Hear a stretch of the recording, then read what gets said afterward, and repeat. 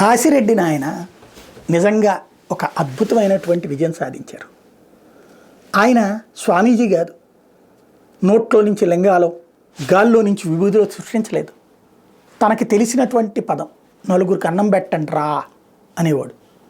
తనకు వీలైనటువంటి ఎవరు ఏది ఇచ్చినా తీసుకెళ్ళి అన్నం పెట్టేవాడు. ఏ టైంలో వచ్చినా అన్నం పెట్టేవాడు. మనకి కోస్తాంధ్రలో డొక్కా సీతమ్మ గారి గురించి ఎట్లా చెప్పుకుంటారు, అక్కడ కాశీనాయన గురించి చెప్పుకుంటారు. డొక్కా సీతమ్మ గారు మన హయాంలో చూడలేదు, గతంలో మన పుస్తకాల్లో చదివాం. బట్ కాశీనాయనది మన హయాంలో చూసినటువంటి వ్యక్తి. ఆయన మన కళ్ళ ఎదురుగుండా చనిపోయినటువంటి వ్యక్తి. ఆయనకి అందుకనినే అక్కడ జ్యోతిక్షేత్రం పెట్టబడింది. అట్లాంటి కాశీనాయన ఎవరిని దుర్భాషలాడలేదు, ఎవరిని దూషించలేదు, ఎవరిని ద్వేషించలేదు. ఎవరైనా ఏదైనా ఇస్తానంటే అది బియ్యం రూపంలోనో పప్పుల రూపంలోనో అన్నదానానికి ఇవ్వమని అడిగేవాడు.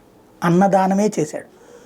ఆలయం కట్టిస్తే ఆస్తులు కూడేసుకోలేదు, లేకపోతే ఆస్తుల కోసం పీఠాలు ఆశ్రమాలు నడపలేదు. ఆయన ప్రత్యేకించి ప్రజలకి సేవ చేస్తూ బతికేశాడు. అట్లాంటి కాశీనాయన క్షేత్రాన్ని కూల్చితే చివరికి లోకేష్ స్పందించారు. ఇప్పుడు కన్స్ట్రక్షన్ స్టార్ట్ అయిందట, షెడ్లు మళ్ళీ వేస్తున్నారట.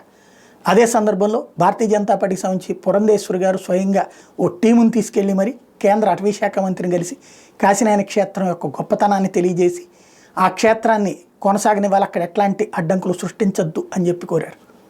అదే సందర్భంలో ఏ ఒక్కళ్ళు కూడా కాశీనాయన క్షేత్రం తప్పు అని మాట్లాడట్లేదు.